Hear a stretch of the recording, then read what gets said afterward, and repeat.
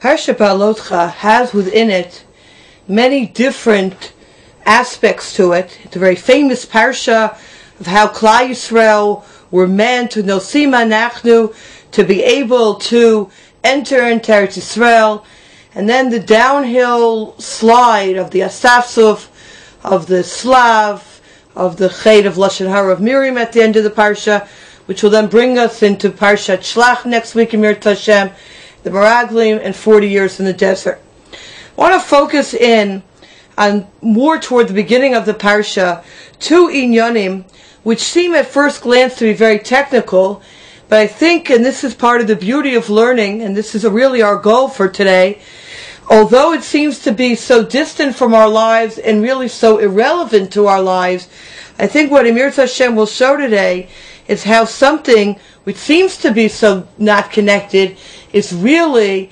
very much a message and a directive for each and every one of us, each and every day, and really each and every moment of our lives as we go through our triumphant travels through life. The first is describing how the Jewish people encamped.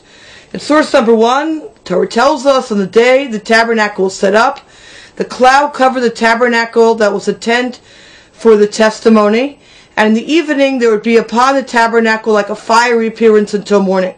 So it would be always, the cloud would cover it, and an appearance of fire at night. And whenever the cloud was lifted from atop the tent, afterwards the children of Israel would journey. And the place where the cloud would rest, there the children of Israel would encamp. According to the word of Hashem would the children of Israel journey, and according to the word of Hashem would they encamp. All the days that the cloud would rest upon the tabernacle, they would encamp. And then the Chumash describes in quite explicit detail that at times the cloud would be in a certain place for a very short time. It could be there for a day. At times it could be there for a month, for years. Nobody knew. Nobody knew when they were leaving. Nobody knew when they needed to pack up. It was purely Api Hashem. Yisa'uv Api Hashem Yachanu. According to the word of Hashem did they travel. According to the word of Hashem did they encamp. That's the first part that the Chumash tells us. And as the Siva Shalom tells us in source number 3, everything in the Torah is eternal. Umelamela liyudia derech Hashem, and teaches us the way of Hashem. V'yesh levaer ma nitzchius b'parsha zu. Umahi derech Hashem sheyesh lamo imena. What are we supposed to learn from this parsha? We don't have clouds of glory hovering over our head. We don't have the tent of meeting. We don't have that we're traveling in the desert, right? We're going basically on our own free volition to here, to there. What's the relevancy? What's the connection to our lives? That's question number 1. Then the next part of the Chumash describes, Hashem spoke to Moshe saying, make for yourself 2 silver trumpets. In Hebrew they are called the chatzotzrot. Make them hammered out, and they shall be yours for the assembling of the assembly, and to cause for the camps to journey. When they would sound a long blast with them, the entire assembly shall assemble to you, to the entrance of the tent of meeting. If they sound a long blast with one, the leader shall assemble to you, the heads of Israel's 1,000. When you sound a short blast, the camp resting to the east shall journey.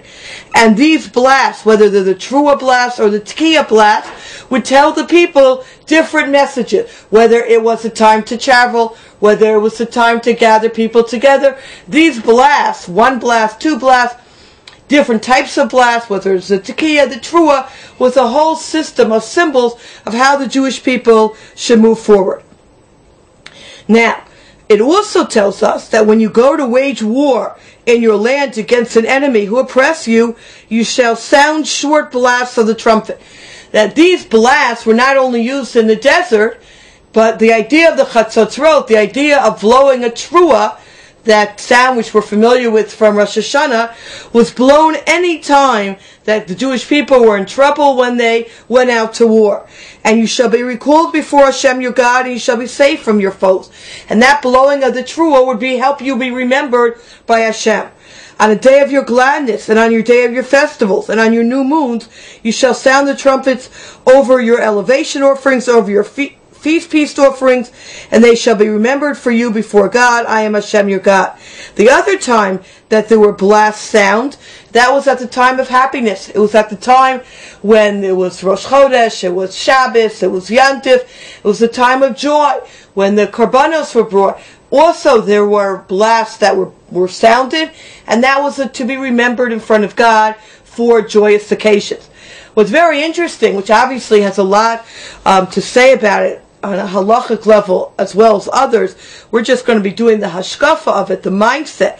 It's very interesting. In source number 42, the Rambam in the Sefer HaMitzvos counts the idea of a chatzrotzra, of blowing the shofar, for both the waging the war and for the korbanos as one mitzvah. And the commentaries on the Rambam immediately ask the question, they're for two different things completely. One's for waging war and one's for joyous occasions. Why is there only one mitzvah counted? When you have